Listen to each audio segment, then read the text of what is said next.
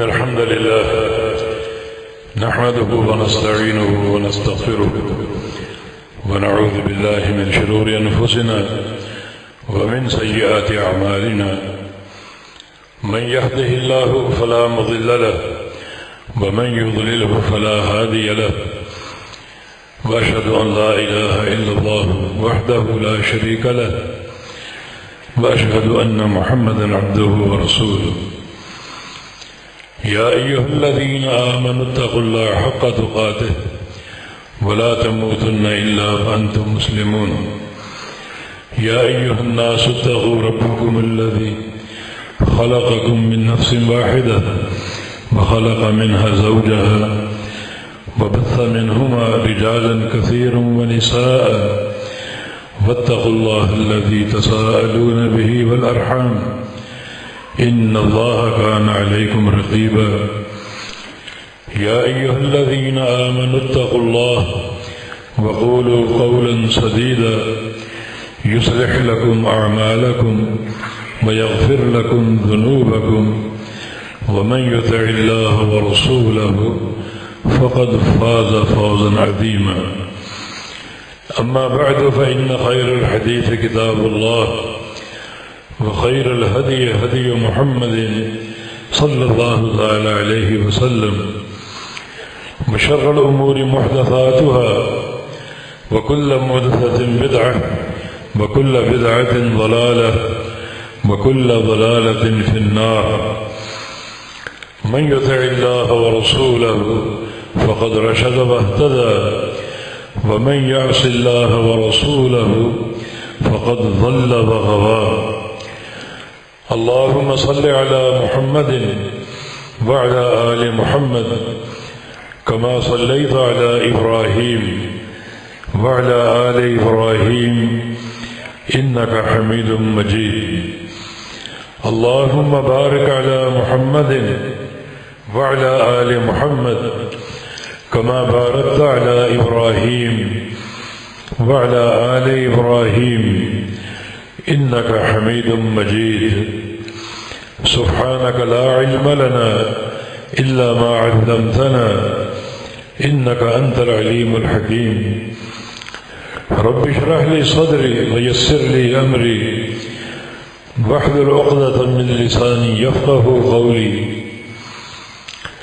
أعوذ بالله من الشيطان الرجيم من همزه ونفخه ونفثه بسم الله الرحمن الرحيم قال الله هذا يوم ينفع الصادقين صدقهم لهم جنات تجري من تحتها الأنهار خالدين فيها أبدا رضي الله عنهم ورضوا عنه وذلك هو الفوز العظيم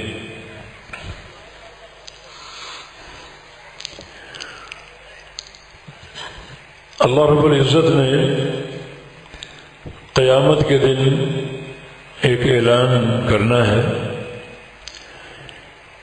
جس کی خبر ہمیں دنیا میں دے دی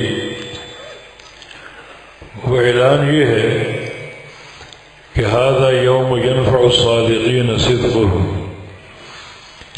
کہ آج کا دن جو ہے قیامت کا صرف سچے لوگوں کو ان کا سچ نفع دے گا جھوٹے لوگ کامیاب نہیں ہوں گے وہ ناکام ہوں گے صرف وہ لوگ کامیاب ہوں گے جو سچے ہیں سچ سے مراد کیا ہے سچ سے مراد صرف گفتگو کی سچائی نہیں ہے بلکہ ہر چیز کی سچائی زبان کی سچائی عمل کی سچائی عقیدے کی سچائی منہج کی سچائی تعلق باللہ کی سچائی تعلق بالرسول کی سچائی ان انسان ہر شے میں سچا ہو اس کی تصویر نبی علیہ السلام کی ایک حدیث ہے علیکم بالصدق کہ تم سچائی کو لازم پکڑ لو فإن الصدق يهدي إلى البر کیونکہ سچائی نیکی کا راستہ دکھاتی ہے۔ وَإِنَّ الْبِرَّ يَهْدِي إِلَى الْجَنَّةِ، اور نیکی جنت کا راستہ کھولتی ہے۔ وَلَا يَزَالُ الرَّجُلُ يَصْدُقُ وَيَتَحَرَّى الصِّدْقَ حَتَّى يُكْتَبَ عِندَ اللَّهِ صِدِّيقًا، اور ایک انسان سچائی پر قائم رہتا ہے، ہر معاملے میں سچائی کو تلاش کرتا ہے، تو اللہ تعالیٰ کے ہاں وہ صدیق لکھا جاتا ہے، مشہور ہو جاتا ہے۔ وَإِيَّاكُمْ وَالْكَذِبَ، اور جھوٹ سے بچو، فَإِنَّ الْكَذِبَ يَهْدِي إِلَى الْإِثْمِ، إِلَى الْفُجُورِ کے الفاظ بھی ہیں کہ جھوٹ جو ہے وہ گناہوں کا راستہ کھولتا ہے۔ وَإِنَّ الْإِثْمَ يَهْدِي إِلَى النَّارِ، اور گناہ جو ہیں وہ جہنم کا راستہ کھولتے ہیں۔ وَلَا يَزَالُ الرَّجُلُ يَكْذِبُ وَيَتَحَرَّى الْكَذِبَ، اور ایک انسان جھوٹ پر قائم رہتا ہے، ہر معاملے میں جھوٹ کو تلاش کرتا ہے، تو حَتَّى يُكْتَبَ عِندَ اللَّهِ كَذَّابًا، تو اللہ کے ہاں وہ کذاب لکھ دیا جاتا ہے۔ تو سچائی کو اختیار کرنا اور سچائی کو تلاش کرنا یہ ہم سب کی ضرورت ہے۔ یا ایھا الذین آمنوا اتقوا اللہ وکونوا مع الصادقین، اے ایمان والو اللہ سے ڈر جاؤ اور سچوں کے ساتھ ہو جاؤ، ایسے لوگوں کے ساتھ جڑ جاؤ جو سچے ہیں، عقیدے کے، منہج کے، عمل کے، گفتار کے۔ سچ ان کی بنیاد ہے، ان کے ساتھ ہو جاؤ۔ اگر سچائی کا سفر شروع کریں، سابقہ زندگی میں بہت سی کمی بیشی ہو چکی ہو اور بہت سے گناہوں اور معصیتوں کا ارتکاب ہو چکا ہو، تو توبہ سے اپنے سفر کا آغاز کرو، مگر توبہ بھی سچی، صدق توبہ۔ علامہ ابن قیم رحمہ اللہ نے اپنے شیخ الاسلام ابن تیمیہ رحمہ اللہ سے پوچھا کہ کون سا ذکر زیادہ افضل ہے، استغفار کروں یا سبحان اللہ والحمدللہ پڑھوں؟ ایک ذکر استغفار ہے اور ایک ذکر اللہ تعالیٰ کی تسبیح اور تحمید ہے، کون سا ذکر زیادہ بہتر ہے؟ تو شیخ الاسلام نے جواب دیا، بلکہ سوال کیا کہ تم یہ بتاؤ، اگر کپڑے میلے کچیلے ہوں تمہارے تو ان کپڑوں پر خوشبو لگاؤ گے یا صابن سے دھوؤ گے؟ عرض کیا کہ میلے کچیلے ہیں تو انہیں صابن سے دھونا پڑے گا، خوشبو بعد میں لگائیں گے۔ تو فرمایا کہ پھر استغفار جو ہے وہ صابن کے قائم مقام ہے۔ اگر گناہ ہے اور باطن میں کچھ سیاہی ہے تو اپنے سفر کا آغاز استغفار سے کرو، اور جب انسان کا اندر گناہوں سے دھل جائے اور پاک صاف ہو جائے، پھر باقی اذکار اور خوشبو سبحان اللہ والحمدللہ ان کا نفع ہوگا۔ بنی اسرائیل کے ایک شخص نے گناہوں کی انتہا کر دی، 99 افراد قتل کر دی، 99 افراد۔ پھر اس کو پشیمانی اور ندامت لاحق ہوئی، حل لی من توبہ، حل لی من توبہ، میرے لیے توبہ ہے یا نہیں، مجھے بتایا جائے۔ تو لوگوں نے کہا کہ سامنے ایک راہب ہے، عبادت گزار ہے، اس کے پاس چلے جاؤ، اس سے سوال کرو۔ اس کے پاس پہنچ گئے اور پوچھا کہ میرے لیے توبہ ہے یا نہیں؟ میں نے 99 قتل کر رکھے ہیں۔ وہ چونکہ عابد تو تھا مگر جاہل تھا، ہر بندہ مفتی نہیں ہوتا۔ اس نے کہا کہ انا لک توبہ، تیرے لیے توبہ کہاں ہے؟ تو مجرم ہے، بڑا باغی ہے، سفاک ہے، اور بڑی بربریت کا تو نے مظاہرہ کر رکھا ہے، تیرے لیے توبہ ہے ہی نہیں۔ تو اس نے اسے بھی قتل کر دی اور پورے 100 قتل ہو گئے۔ پھر باہر نکلا، حل لی من توبہ، اللہ کے لیے بتاؤ میرے لیے توبہ ہے یا نہیں؟ اب کی بار اسے ایک عالم کا پتہ بتایا گیا جس کا سینہ تورات کے علم سے منور تھا،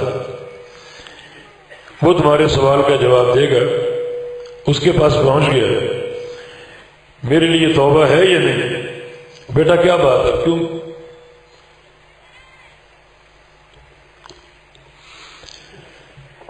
میرے لیے توبہ ہے یا نہیں؟ تو اس نے علمی جواب دیا، من یحول بینک و بین توبتک، کہ اللہ کے بندے تیرے اور تیری توبہ کے درمیان کوئی چیز حائل نہیں ہو سکتی۔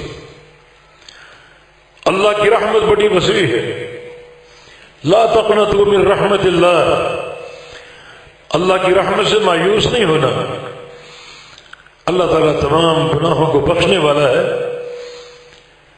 تمہاری توبہ ضرور قبول ہوگی۔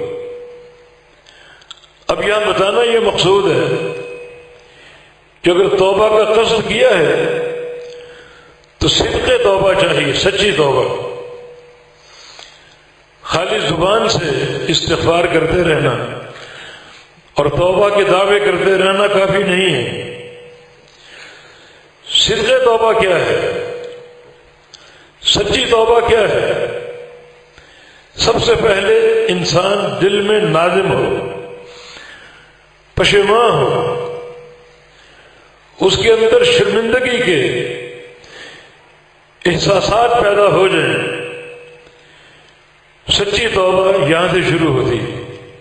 جیسے یہ شخص سچی توبہ کا احساس پیدا ہو چکا، اندر سے انتہائی نادم، شرمندہ اور انتہائی پشیمان تھا، اتنا اضطرار کہ گھوم رہے پھر رہے، مجھے بتاؤ میری توبہ کیسے قبول ہوگی؟ جب عالم نے بتا دیا کہ تمہاری اور تمہاری توبہ کے درمیان کوئی چیز حائل نہیں ہو سکتی، تو اس کے توبہ کے عمل کا آغاز ہو چکا ہے، اندر ندامت پیدا ہو چکی۔ سچی توبہ کرنا چاہو تو یہ ندامت اپنے اندر پیدا کرو، شرمندگی کا احساس ہو، اور ساتھ ساتھ جن گناہوں سے توبہ کرنی ہے ان کو عملی طور پہ چھوڑ دو، تب سچی توبہ بانی جائے گی۔ اور ساتھ ساتھ دل میں عزم ہو کہ آئندہ یہ گناہ کبھی نہیں کرنا، تب سچی توبہ مانی جائے گی۔ یاد رکھو، جس ذات نے توبہ قبول کرنی ہے وہ آپ کے ظاہر کو بھی جانتا اور باطن کو بھی جانتا۔ ظاہراً آپ توبہ کرنا چاہ رہے ہیں، زبان پہ استغفار کے کلمات ہیں، لیکن اندر کیا ہے؟ اندر کے حالات اللہ جانتا۔ اگر اندر ندامت ہے، گناہوں کو چھوڑنے کا عزم ہے، تو سچی توبہ قرار پائے گی اور اللہ قبول کرے گا۔ اس عالم نے مزید اس توبہ کی پختگی کے لیے اور اس کی استقامت کے لیے مشورہ دیا کہ سامنے ایک بستی ہے صالحین کی، نیک لوگوں کی، وہاں چلے جاؤ، ان میں بیٹھو، ملو، ان کے ساتھ جڑ جاؤ، ان کے تقوی سے فائدہ اٹھاؤ، ان کے ساتھ مل کے اللہ کی عبادت کرو۔ تاکہ یہ جوڑ جو ہے اور تمہاری استقامت کا باعث بنے۔ اب اس پستی کی طرف چل پڑو۔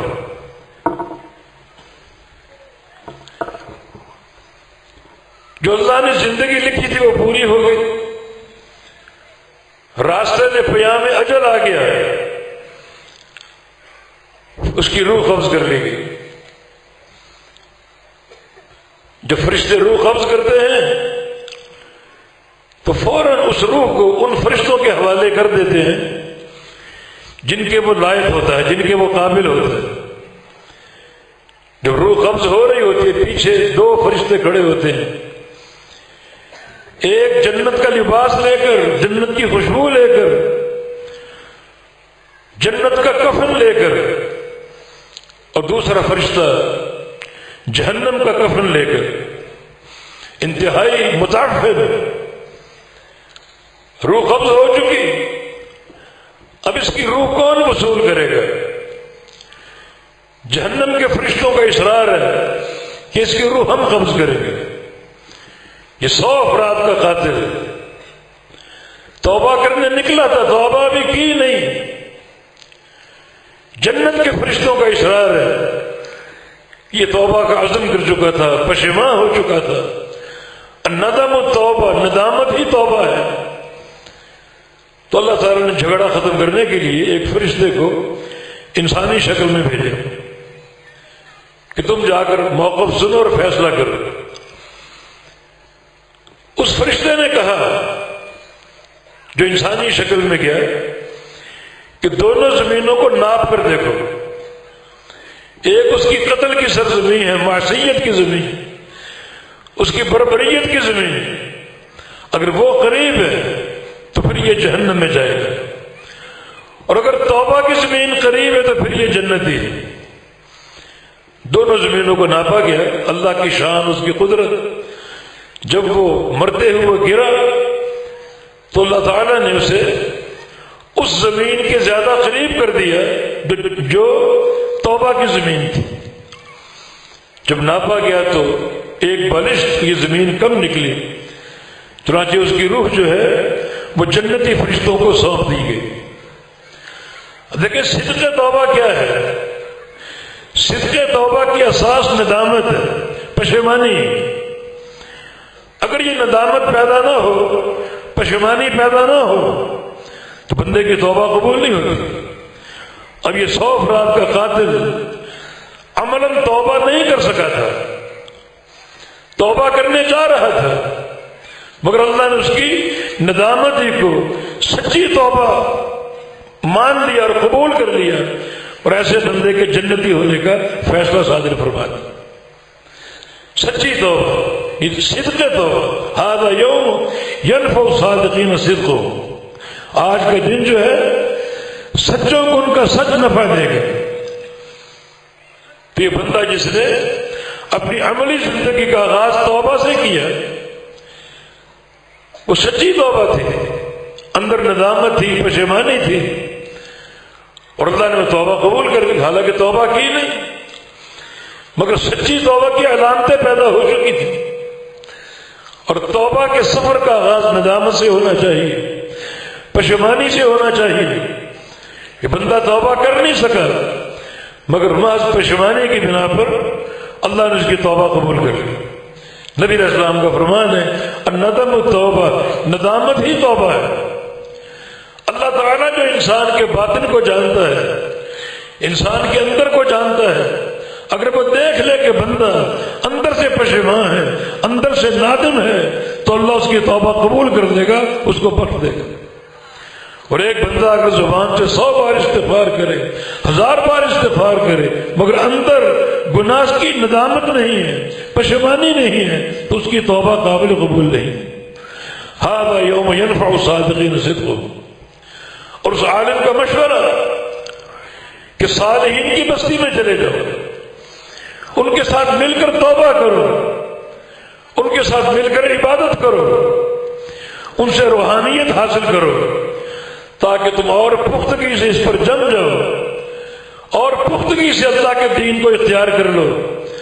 تو صالحین کی طرف چلا گیا وہ، یہ معنی وَكُونُوا مَعَ الصَّادِقِينَ کہ سچوں کے ساتھ رہو، سچوں کے ساتھ ہو جاؤ، ان بندوں کو تلاش کرو، ان بندوں کا قصد کرو جو سچے ہوں، ہر لحاظ سے عقیدے کے سچے ہوں، منہج کے سچے ہوں، عمل کے سچے ہوں، توبہ کے سچے ہوں، ان میں استقامت ہو۔ یہ صحبت جو ہے، ان کی معیت جو ہے، ان کا ساتھ جو ہے، بڑا تمہارے لیے نفع بخش ثابت ہوگا۔ ہر عمل میں صدق چاہیے، سچائی چاہیے۔ مثلا عقیدہ ہے، ہم نے توبہ کے باب سے آغاز کیا، سچی توبہ پہچان لی۔ سچی توبہ کی 3 بنیادیں ہیں، ایک ندامت، دوسرا گناہوں کو چھوڑ دینا، اور تیسرا آئندہ کبھی نہ کرنے کا عزم کر لینا۔ بندے نے توبہ کر لی، اللہ قبول کر لے گا۔ بالفرض آئندہ اگر گناہ ہو بھی جائے پھر انہی شرائط پر توبہ کرے، مگر جب توبہ کر رہا ہو تو اس کا عزم پختہ ہو، نیک ہو، سچا ہو کہ آئندہ کبھی گناہ نہیں کرنا۔ سچائی اگر انسان کے اندر آ جائے، اللہ دیکھ لے بندہ سچا ہے اندر سے، ہر لحاظ سے اللہ اس کا ساتھ دیتا ہے۔ مسند احمد میں قصہ ہے، ایک شخص اسلام قبول کرتا ہے، اور اسلام قبول کر کے وہ اصل میں دیہاتی تھا، عربی، مدینہ کے اطراف میں اس کا گھر تھا، 4-5 میل کے فاصلے پر، اور جو عربی تھے ان کو مدینہ آ کر رہنے کی اجازت نہیں تھی، تاکہ اطراف میں رہیں اور مدینہ محفوظ رہے۔ اطراف سے اگر مدینہ خالی ہو جائے دشمن وہاں سے حملہ آور ہو سکتا ہے، مگر یہ جو اس نے اسلام قبول کیا اور عربی تھا، اجازت طلب کی کہ مجھے ہجرت کرنے دیں مدینہ منورہ، میں ہجرت کا ثواب چاہتا ہوں۔ اسے آپ نے اجازت دے دی۔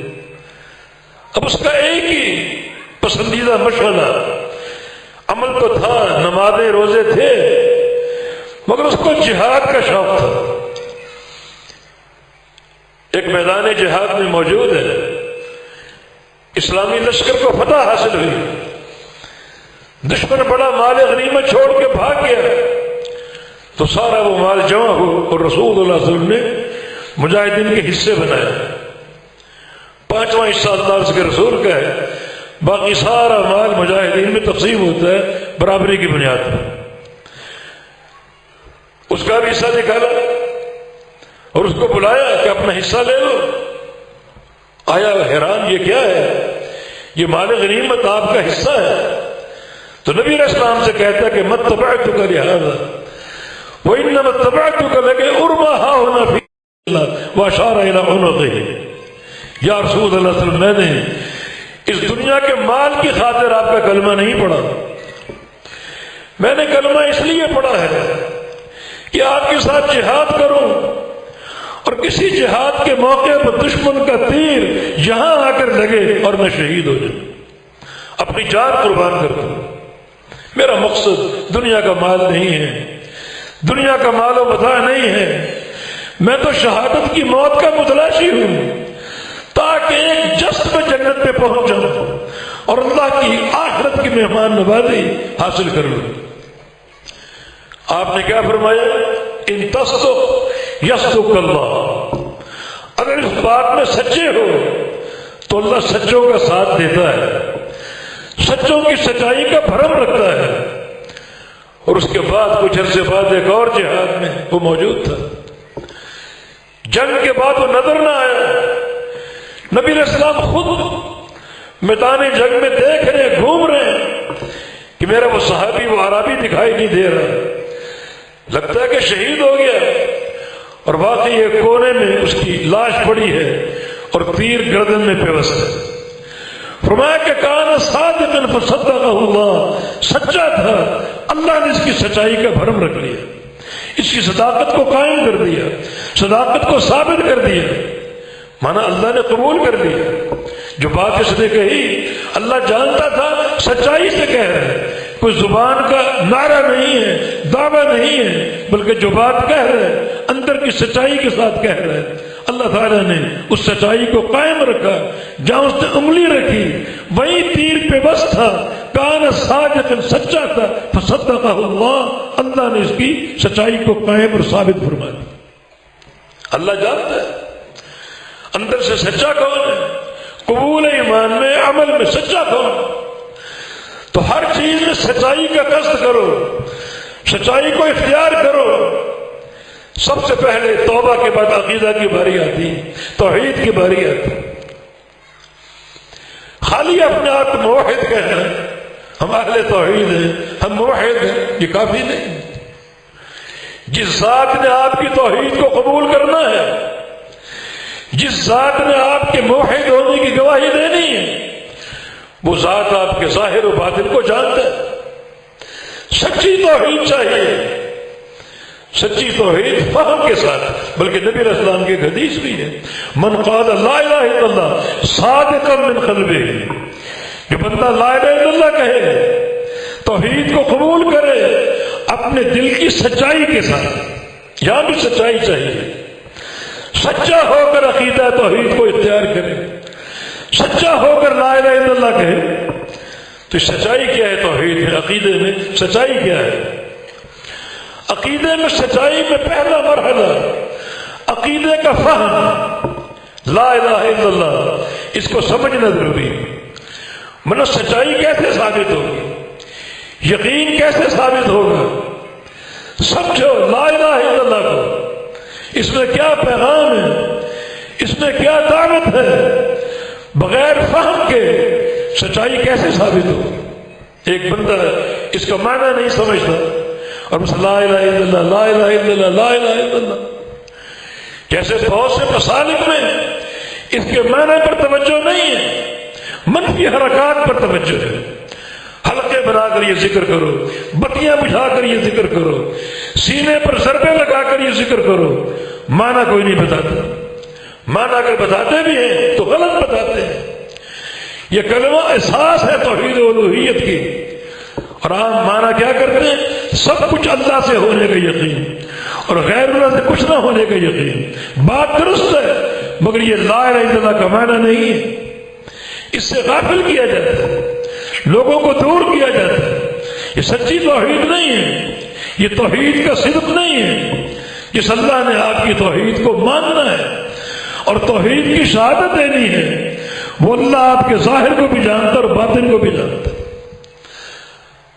زبان پر کلمہ ہے لا الہ الا اللہ، باطن میں کیا ہے، اندر کیا ہے، اس کلمے کا فہم ہے یا نہیں؟ حالانکہ بات بہت آسان ہے، فہم مشکل نہیں ہے۔ لا الہ الا اللہ دو جملے ہیں، ایک لا الہ، ایک الا اللہ۔ لا الہ نفی کا جملہ ہے، الا اللہ اس بات کا جملہ ہے۔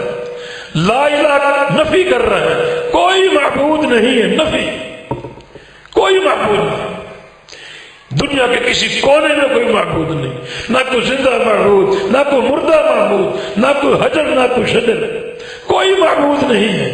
نفی، مطلق نفی، ہر معبود کی نفی۔ یہ نفی اندر ہے یا نہیں؟ اور الا اللہ، ایک معبود کو ثابت کر رہے ہیں، صرف اللہ ہی معبود حق ہے، باقی سارے جھوٹے ہیں اور باطل۔ اس پورے فہم کے ساتھ یہ کلمہ ہے یا نہیں؟ رکھ لینا کافی نہیں۔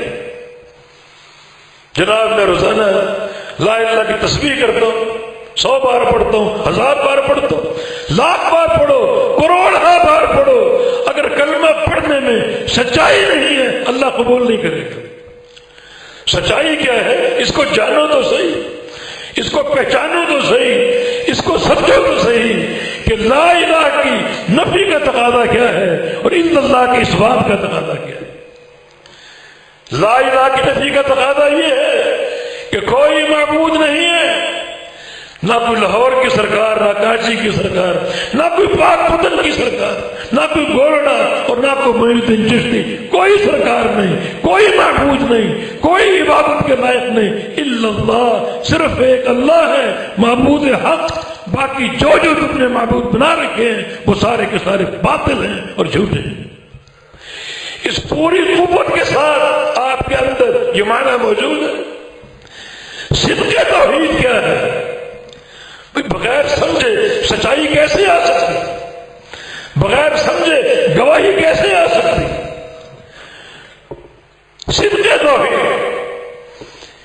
اس کو اچھی طرح سمجھ لو اور جان لو اور پہچان لو کہ لا الہ کیا ہے، لا الہ کا تقاضا کیا ہے، الا اللہ کیا ہے، الا اللہ کا تقاضا کیا ہے۔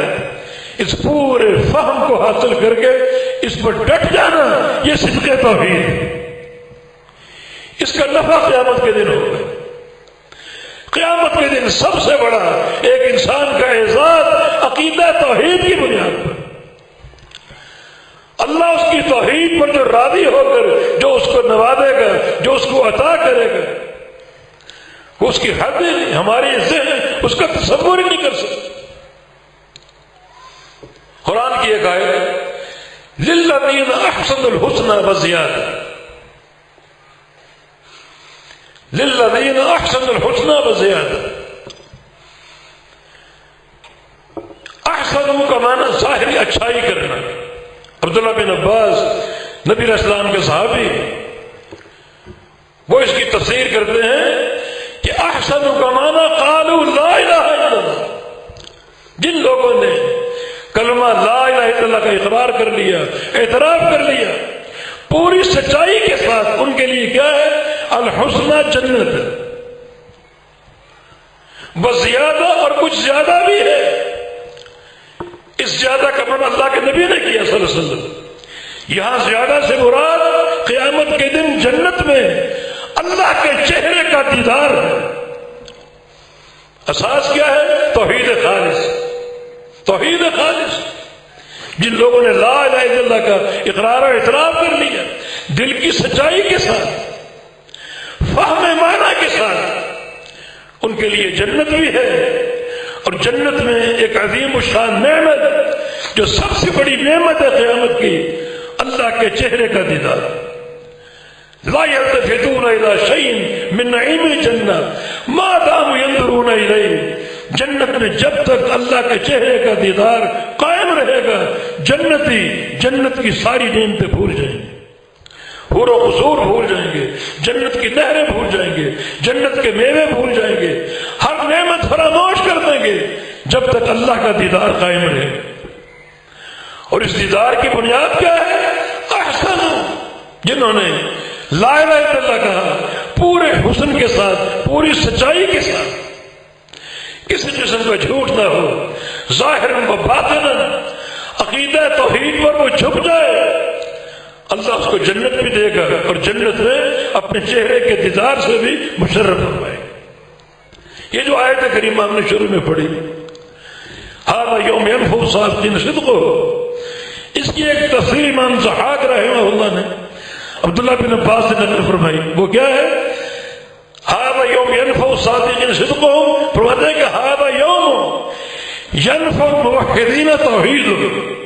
اس کا ایک معنی یہ بھی کہ آج کا دن جو ہے صرف جو موحدین ہیں انہیں ان کی توحید نفع دے گی، موحدین صرف، باقی شرک کرنے والے کامیاب نہیں ہوں گے۔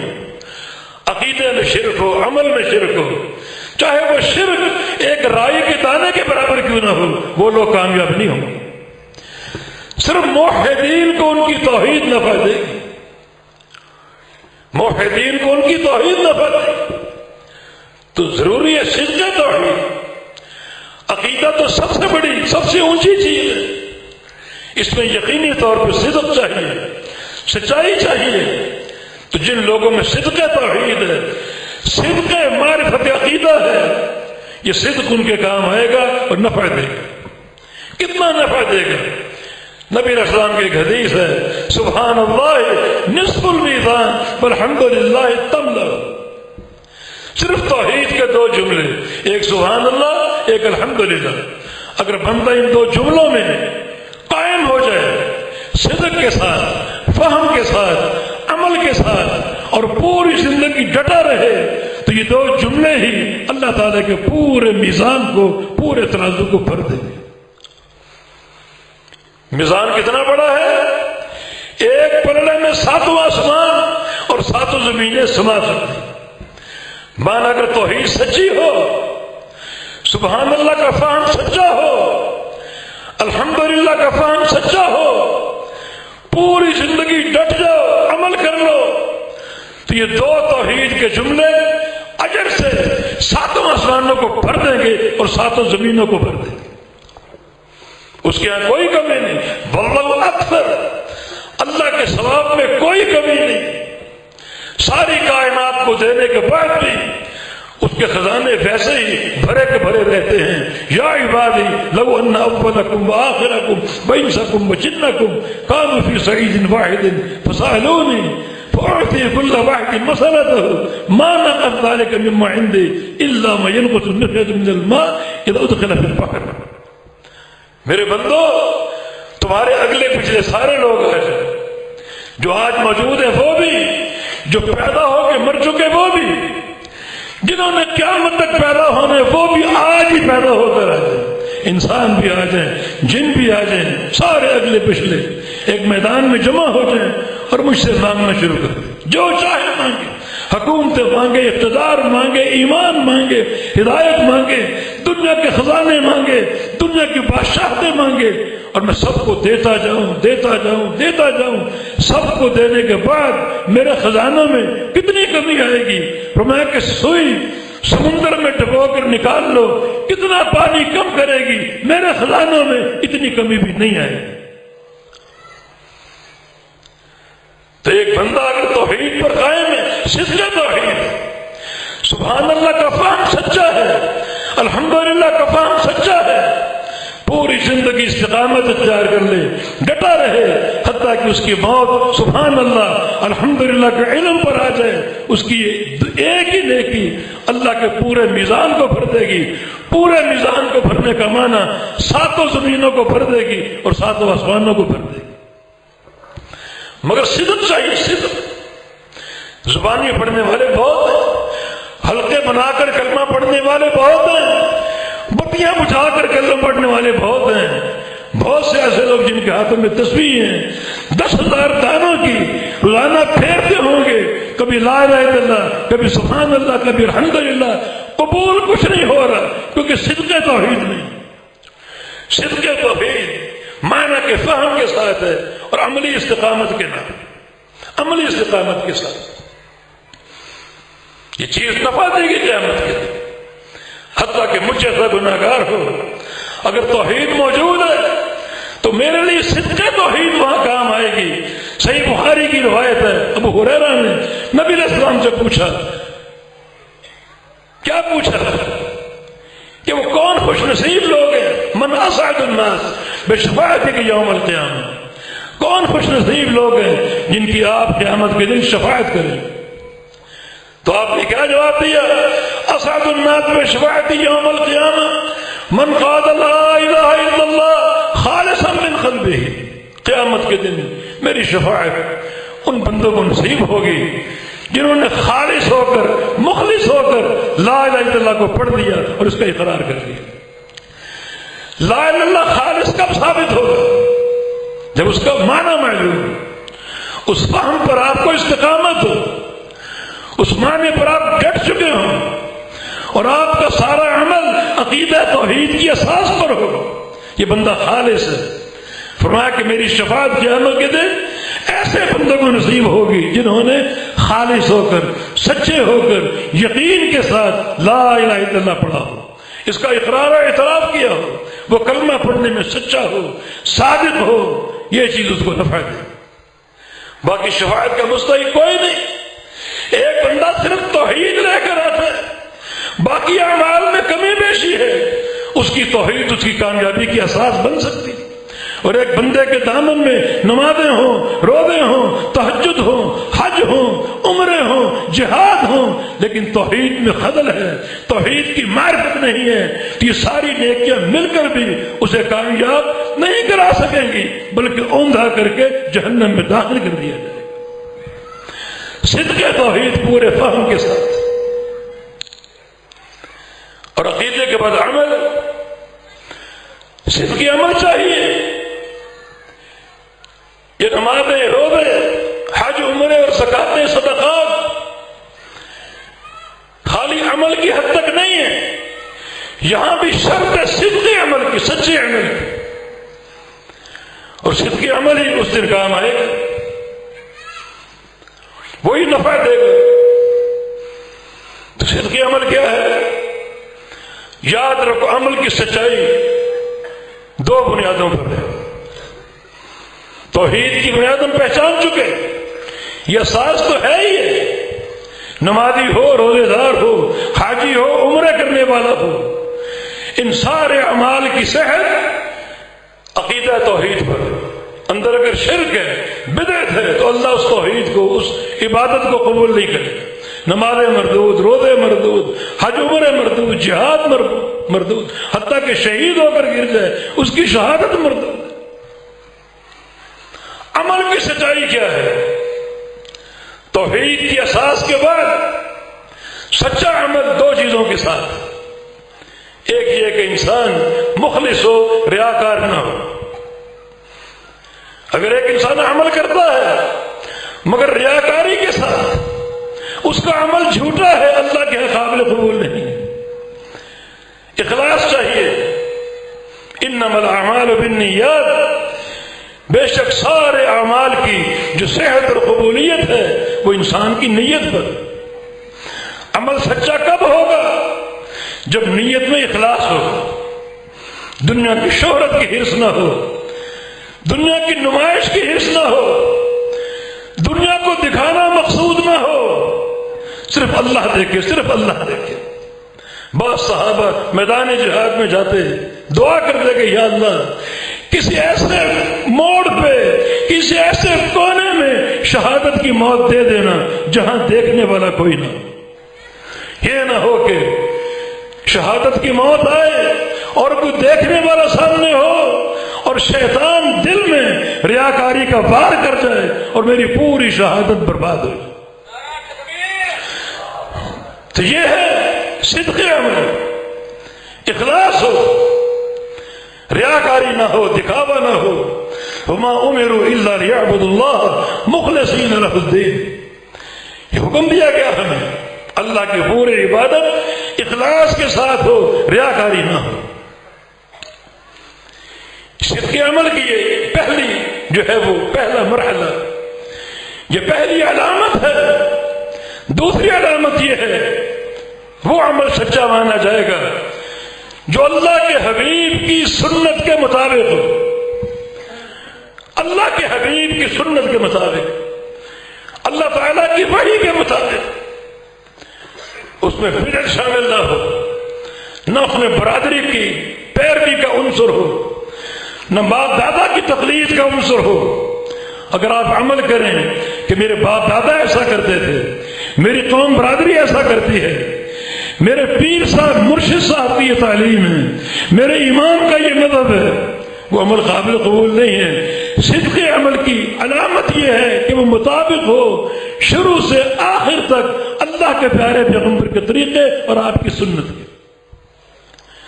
نبی علیہ السلام کا فرمان ہے من عمل عملا لیس علیہ امرنا فہو رد. جو بندہ ایسا عمل کرے جس عمل پر میرا ٹھپا نہیں، پوری دنیا کی مہر لگ جائے، میری مہر نہیں، وہ عمل مردود ہے، سچا عمل نہیں. عمل کا صدق میری اتباع کے ساتھ، میری پیروی کے ساتھ. اگر عمل میری اتباع کے خلاف ہے اور میری پیروی کے خلاف ہے وہ عمل جھوٹا قرار پائے گا. اخلاص عمل کی سچائی کی علامت ہے، اور پیغمبر علیہ السلام کی سنت کی اتباع عمل کی سچائی کی علامت. دیکھیں قیامت کے لیے 3 بندے کھڑے ہوں گے، اللہ ان کو بلائے گا باری باری. ایک عالم دین قاری قرآن، اور دوسرا سخی، اور تیسرا شہید. قصہ مشہور ہے، بار بار سنتے ہوں گے. بتانا یہ کہ صدق عمل کیا ہے، عمل کا جھوٹ کیا ہے. قاری قرآن سامنے آ گیا، کیا لائے ہو آج کے لیے، کیا نیکیاں لائے؟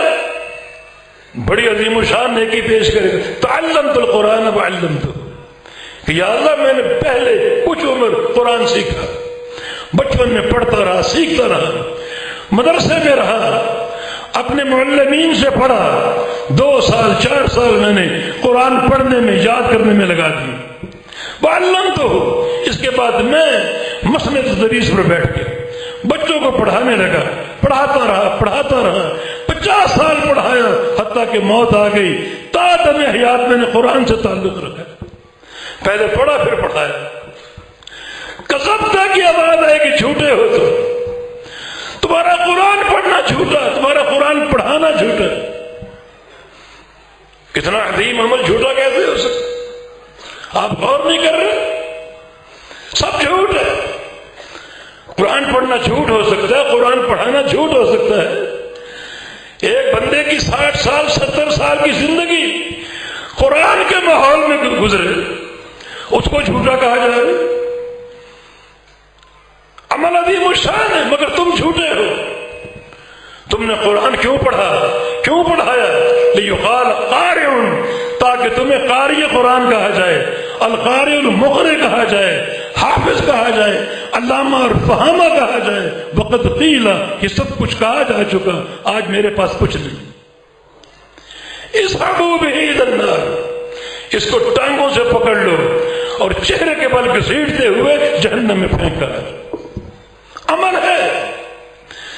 قراءت قرآن معلم ہونا کوئی معمولی عمل ہے کیا؟ ان اللہ ملائکتہ واہل السماوات والارض حتی النملة فی جحرها وحتی الحوت فی الماء لیصلون علی معلم الناس الخیر. معلم کا مقام کو معمولی ہے. اللہ تعالیٰ اس بندے پر رحمتیں برساتا رہتا ہے جو قرآن پڑھتا اور پڑھاتا ہے. روزانہ رحمتوں کا نزول ہو رہا ہے. فرشتے رحمتوں کی دعائیں کرتے ہیں. فرشتوں کی دعائیں کیوں نہیں قبول ہوں گی؟ اور زمین کی ہر شے اس کے لیے رحمت کی دعا کر رہی ہے، حتیٰ کہ بلوں کی چونٹیاں اور پانی کی مچھلیاں اس کے لیے استغفار اور رحمت کی دعا کر رہی ہے. یہ اس کا مقام. مگر یہ بندہ کیا ہے؟ کذبتا، جھوٹ بول رہے. حالانکہ سال کا تعلق بالقرآن ہے، مگر کیوں؟ اساس کیا ہے؟ یقال قارئ، تاس کہ اس کی شہرت ہے. اپنے منہ پر ہاتھ رکھ کے لمبے سانسوں سے پڑھنا دنیا کو دکھانے کے لیے، ایک ایک سورت ایک سانس میں پڑھ جانا دنیا کی شہرت کے لیے. ایسے عمل کا میرے پاس کوئی اجر نہیں. اللہ تعالیٰ قیامت کے دن کچھ بندے ایک طرف کھڑے ہوں گے نیکیوں کے ٹھیر لے کر، ان کے آگے بھی نیکیاں، پیچھے بھی نیکیاں، دائیں بھی نیکیاں، بائیں بھی نیکیاں، پہاڑوں کی مانے. اللہ کی طرف سے ندا آئے گی، ایھا المراؤون، اے ریاکارو، اذهبوا الی من رأیتموہ، جن کو دکھانے کے لیے تم نے یہ نیکیاں کی ان کے پاس سے لے جاؤ. کچھ ملتا ہے تم سے لے لو، میرے پاس تمہاری نیکیوں کی کوئی جزا نہیں اور کوئی بدلہ نہیں. نیکیاں ہیں مگر نیکی کا صدق نہیں. نیکی کا صدق کیا ہے؟ اخلاص. صحیح آ جائے گا تم نے کیا کیا. میں نے صبح شام اپنے مال کی خیرات کی، سخاوت کے ڈھیر لگا دیے. کذبتا کی آوازیں آ رہی ہیں، جھوٹ بولتے جھوٹ. سخاوت کو معمولی عمل ہے، صدقہ کو معمولی عمل ہے. رسول اللہ صلی اللہ علیہ وسلم کا فرمان ہے جب قیامت کا دن ہوگا، محشر کا میدان ہوگا، تدنو الشمس حتی تکون علی مسافۃ میل، سورج قریب آتے آتے 1 میل کے فاصلے پر آ جائے گا. بڑی حرارت ہوگی، بڑی گرمی ہوگی. اس وقت اللہ تعالیٰ بعض بندوں کے صدقے کو ان کے سر کا سایہ بنا دے گا، سورج کی تپش سے بچائے گا. حتی یقضی بین الخلائق، جب تک میدان محشر میں ساری مخلوقات کے فیصلے نہیں ہو جائیں گے اس وقت تک ان کے سر کا سایہ صدقہ جو ہے وہ قائم رہے گا. اتنی بڑی نیکی. مگر کذب کا جھوٹ بولتے. تم نے خرچ کیا میری رضا کے لیے نہیں، دنیا کو دکھانے کے لیے. دنیا کی شہرت چاہیے تھی. اپنی گاڑی پر جاتے یہ حرص ہوتی کہ غریب لوگ گاڑی کے ارد گرد آ جائیں، کھڑے ہو جائیں اور میں خیرات بانٹوں.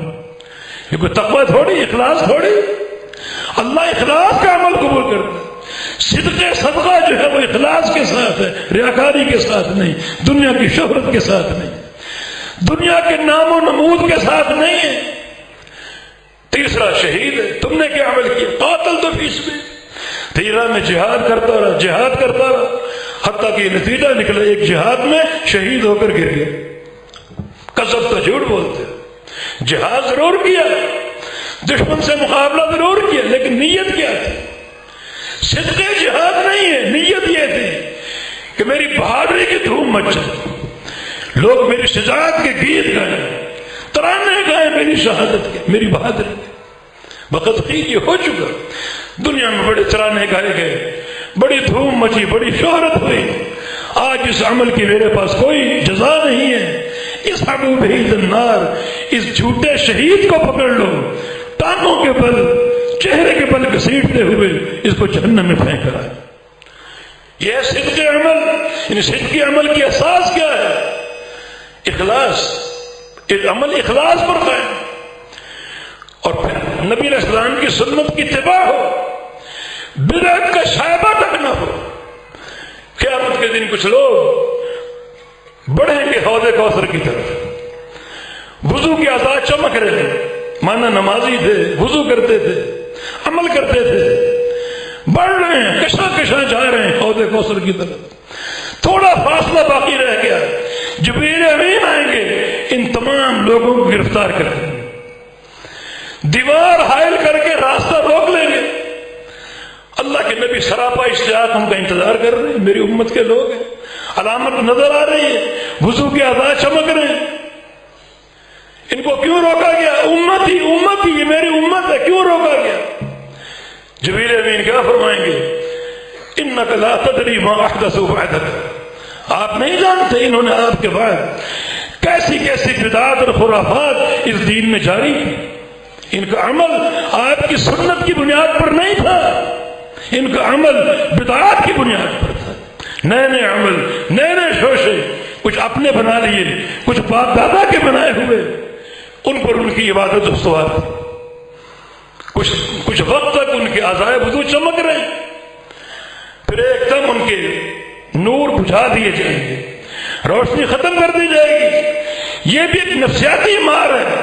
ایک وقت کے لیے خوش ہو جاؤ، پھر بتا لهم من اللہ ما لم يكونوا يحتسبون، پھر اللہ کی طرف سے ایسا فیصلہ صادر ہوگا جو ان کی توقع کے خلاف ہوگا. وضو کے اعضاء بجھ جائیں گے، تاریکی میں ڈوب جائیں گے. عمل تھا، وضو تھا، نمازیں تھیں، روزے تھے، مگر چونکہ بدعات پر عمل کرنے والے، بدعات کو اپنانے والے، اور بدعت کو عمل میں داخل کرنا صدقی عمل نہیں. صدقی عمل اللہ کے پیغمبر کی سنت کے ساتھ ہے اور اللہ کے پیغمبر کے طریقے کے ساتھ. روک دیے جائیں گے. تو ہر چیز میں سچائی کا قصد کرو، سچائی کو تلاش کرو، اپنے آپ کو سیدھا کرو. جو پیچھے کچھ کوتاہیاں ہو چکی، سچی توبہ، صدق توبہ اپنا کر، سچی توبہ اختیار کر کے عمل کے میدان میں داخل ہو. پھر عقیدہ بھی سچا ہو، عمل بھی سچا ہو، نمازیں سچی ہوں، روزے سچے ہوں، حج سچا ہو، عمرہ سچا ہو. سچائی کیا ہے؟ اخلاص قائم ہو اور پیغمبر علیہ السلام کی سنت کی اتباع ہو، عمل کے آغاز سے لے کر عمل کے اختتام تک ہر طرف سچائی سچائی ہو. یہ لازمی شرطیں اور اساسیں ہیں. عمل کافی نہیں جب تک عمل کی بنیادیں نہ ہوں، اور بنیادیں سچی. ھذا یوم ینفع الصادقین صدقهم، اللہ قیامت کے دن فرمائے گا آج کا دن جو ہے، جو صادقین ہیں ان کا سچ ان کو نفع دے گا. اور عبداللہ بن عباس کی تفسیر کے مطابق جو موحدین ہیں ان کی توحید ان کو نفع دے. لہم جنات تجری من تحت الانہار، ان کے لیے جنتیں ہیں، باغات ہیں جن کے نیچے نہریں جاری، ہمیشہ اس میں رہیں گے. اور یہ بڑی عظیم کامیابی جو ان کو حاصل ہوگی، جنت مل گئی. اس سے بڑی کامیابی کیا ہو سکتی؟ لموضع صوت فی الجنہ خیر من الدنیا وما فیہا، جنت کی ایک بالشت کی جگہ پوری دنیا سے دی. تم دنیا کے پیچھے گھومتے ہو، دنیا کے چکر میں ہو، نہیں. صدق پیدا کرو، صدق پیدا کرو، سچائی پیدا کرو، توبہ کی سچائی، عقیدے کی سچائی، منہج کی سچائی، عمل کی سچائی. عقیدے کی سچائی پختہ توحید کا نام ہے، اس پر ڈٹ جانے کا نام ہے. یہ نہیں کہ ذرا سی کرسی کی لالچ ہو تو مزاروں پر حاضری بھی جائز ہو گئی، قوالیاں سننا بھی جائز ہو گئی. یہ تو ناکامی، سراسر ناکامی. عقیدے کو بیچ دینا، ایسا نہ ہو. کوئی لالچ ہو عقیدے پر قائم ہو، کوئی خوف ہو عقیدے پر قائم ہو. لوگ جلا ڈالیں، ٹکڑے ٹکڑے کر دیں، مگر عقیدے پر قائم رہو. یہ صدق عقیدہ اور صدق توحید ہے. ورنہ نبی علیہ السلام کی حدیث ہے، یبیع رجل دینہ بعرض من الدنیا، ایک وقت آئے گا انسان دنیا کے معمولی سامان کی خاطر اپنی توحید کو بیچ دے گا، اپنے عقیدے کو بیچ دے گا. یہ صدق عقیدہ نہیں ہے، صدق کی طرف آؤ۔ صدق تاحیات استقامت کا نام ہے۔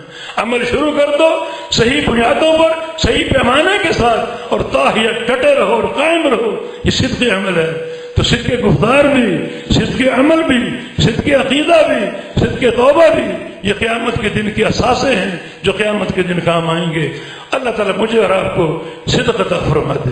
اللہ ہمارے ظاہر اور باطن کو اپنے پیغمبر کی سنت سے سجا دے۔ اللہ رب العزت ہم کو صدق توحید عطا فرما دے، صدق عقیدہ عطا فرما دے، صدق عمل عطا فرما دے، اور سچی توبہ کرنے کی توفیق عطا فرما دے۔